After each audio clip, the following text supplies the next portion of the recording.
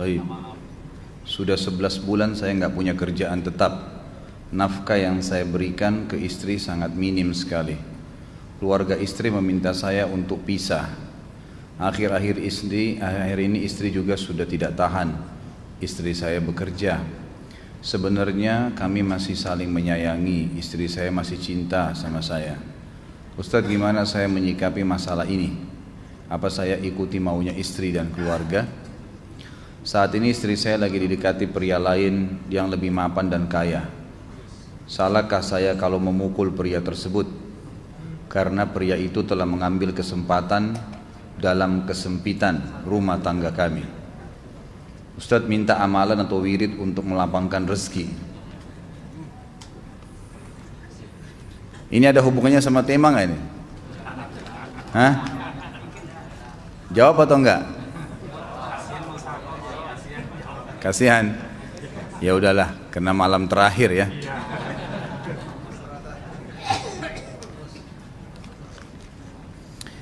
Yang pertama sekali, saya menyarankan Anda saran dari laki-laki ke laki-laki. Prinsiplah dan jangan merendahkan diri di hadapan wanita. Maksudnya begini, pada saat seorang wanita yang menjadi istri Anda membutuhkan Anda, tunjukkan kebutuhan kita 1000 kali daripada dia. Dia sayang, dia perhatikan, dia siap berkorban. Kita harus 1000 kali lebih hebat daripada itu. Laki-laki memang penaung. Tapi kapan dibalik? Kalau saya pribadi, kapan dia tidak butuhkan, menunjukkan kebutuhan, saya 1000 kali tidak butuh sama dia. Untuk apa Anda merendahkan diri di depan seorang wanita yang kalau memang dia tidak bisa menjadi seorang istri? Karena kapan wanita sudah menyombongkan diri di hadapan laki-laki, tidak akan ada wibawa sama sekali. Ini poin dulu dalam pembukaan. Dan selalu saya sarankan siapapun ikhwah yang minta saran saya dalam masalah rumah tangga, yang paling pertama ini saya ucapkan, saya bukan menyuruh Anda menjadi keras, bukan. Tapi saya mengajak Anda untuk punya prinsip dalam hidup. Wibawa, pemimpin rumah tangga. Dibutuhkan kita butuh, tidak dibutuhkan ya sudah. Masih banyak gantinya. Dia mau ganti laki-laki lain, silahkan, ahlan wa sahlan, silahkan. Allah akan gantikan penggantinya yang lebih baik. Dan itu harus bisa kita punya prinsip. Memang begitu. Kalau ini kita terapkan dalam kehidupan kita, kita akan sangat mudah hidup. Terkadang subhanallah ada pengorbanan berat. Berpisah dengan meninggal, berpisah karena masalah dosa yang dilakukan oleh pasangan kita, jelas haram. Kalau ada seorang istri hanya karena masalah suaminya kekurangan ekonomi mau berhubungan sama laki-laki lain, wanita apa ini?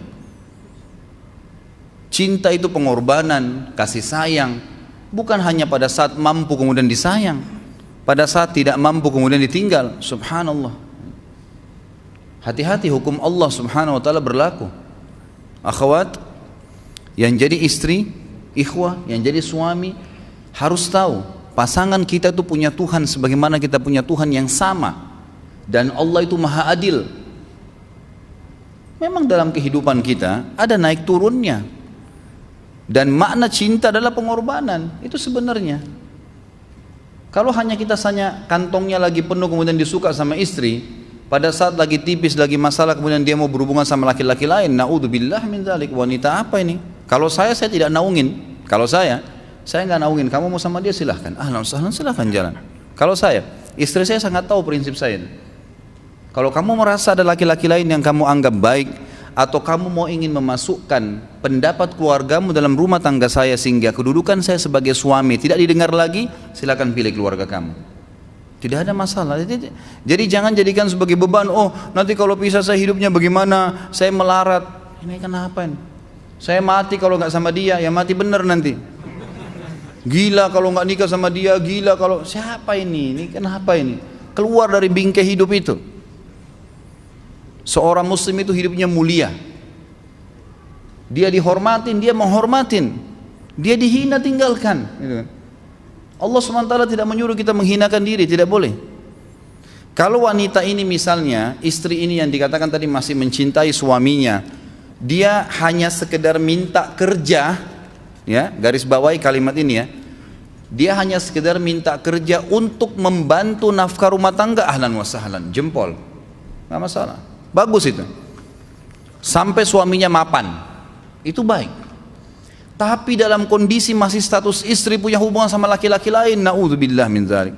Mana ghirah, mana kecemburuan positif yang telah Allah pelihara dalam diri kita, nggak boleh. Pada saat seorang sahabat pulang ke rumahnya mendapatkan istrinya selingkuh dengan laki-laki lain, tidak disebutkan apakah berhubungan biologis atau tidak, tapi yang jelas sahabat ini sampai kaget masuk ke rumahnya temukan ada laki-laki lain. Dia bingung mau lakukan apa. Dia pergi ke Nabi SAW lalu berkata, ya Rasulullah, saya pulang rumah istri saya lagi sama laki-laki lain. Maksudnya dia pandu saya harus buat apa nih? Apa yang terjadi? Subhanallah, Sa'ad radhiyallahu anhu sahabat Nabi mulia menghenuskan pedang mengatakan, ya Rasulullah, kalau terjadi pada rumah tangga saya akan penggal dua-duanya. Dua-duanya saya penggal nih.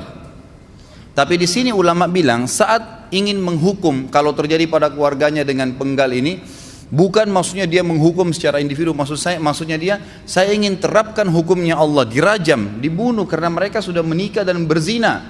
Hukum Allah terapkan, kemuliaan agama harus ada. Harus begitu. Seorang istri yang mau tinggal di bawah naungan kita sementara kita sudah berkorban di bawah terik matahari, sudah bekerja, sudah memilih dia dari sekian banyak wanita, kemudian dia mau berkorban, hormatin dia, junjung dia, lindungin dia, rangkul dia, gitu kan? Bela dia, memang harus begitu. Tapi kalau masih dalam naungan, kemudian sedikit himpit masalah ekonomi lalu berhubungan sama laki-laki lain, naudzubillah, jangan dipertahankan. Berbahaya sekali, gitu kan? Jangan Anda menjadi laki-laki lemah gitu. Saya kemarin ditelepon oleh 2 orang sekaligus, subhanallah. Sahabat dekat telepon kepada saya, laki-laki. Ustadz maaf mau ngomong sebentar. Baik silahkan. Ustadz saya ini, istri saya pulang ke rumah ke kampung ayahnya ibunya karena alasan mengurus ayah dan ibunya. Akhirnya saya sama anak-anak ditinggal di sini sendiri. Setiap kali saya panggil pulang, dia bilang sudahlah saya nggak mau pulang. Kalau mau nikah lagi silahkan. Dia bahasakan begitu. Bagaimana sarannya Ustadz? Saya bilang nikah lagi. Dengan tegas saya bilang nikah lagi. Kalau tidak terbuka pintu fitnah. Perempuan itu kenapa harus pilih orang tuanya? Tidak boleh secara syar'i. Nggak boleh.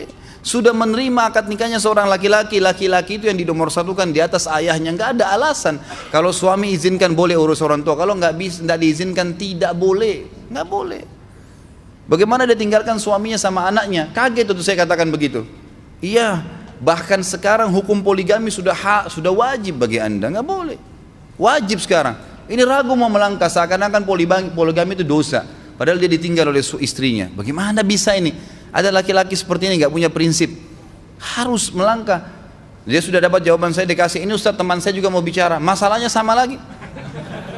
Ustadz istri saya tinggalkan saya, Ustadz kayak mau menangis. Sebentar, jangan pakai nangis laki-laki. Apa ini cengeng? Ditinggal wanita nangis, subhanallah. Orang nangis itu ditinggal meninggal Rasulullah SAW, ketinggalan sholat subuh berjamaah, itu nangis. Nggak jadi jihad, nah itu nangis. Ditinggal perempuan nangis, la ilaha illallah. Allah ciptakan perempuan lebih banyak daripada laki-laki. Ini bukan menurunkan martabat perempuan ya. Artinya harus seorang pemimpin itu punya wibawa. Nggak bisa, kalau nggak akan dianggap remeh nanti. Istri itu dinaungin, dilindungin, dididik, diberikan haknya ia. Berikan berlipat-lipat penghormatan sebagaimana dia berikan satu penghormatan, nggak apa-apa. Tapi jangan sampai menginjak martabat seorang pemimpin, tidak boleh. Akhirnya saya sampai bilang sama dia, akhi, ambil keputusan.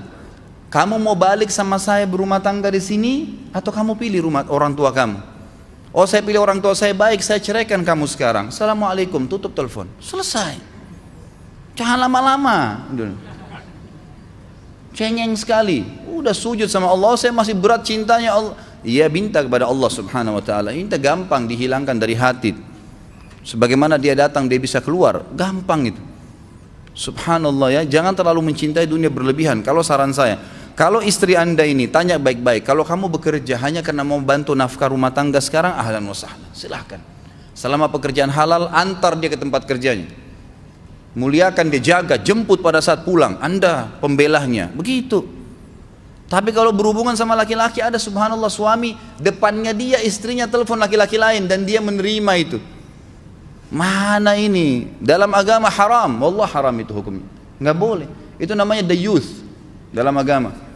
Nabi SAW mengatakan Allah melaknat dayuth. Kata sahabat, siapa itu dayuth ya Rasulullah? Laki-laki yang tidak punya cemburu terhadap pelanggaran agama yang terjadi pada istrinya. Gimana caranya? Nggak boleh ini dalam agama Islam, gitu kan? Makanya biasakan hati kita terisi dengan cinta kepada Allah SWT dan bukan cinta kepada manusia. Mencintai istri karena Allah yang perintahkan, mencintai suami karena Allah yang perintahkan. Jadi semua karena Allah. Tidak ada kata-kata hilang, tidak ada rugi kalau kita meninggalkannya. Jadi ini hal mendasar yang saya tahu, Allahu alam. Jadi sampaikan seperti itu. Kalau wirid apa?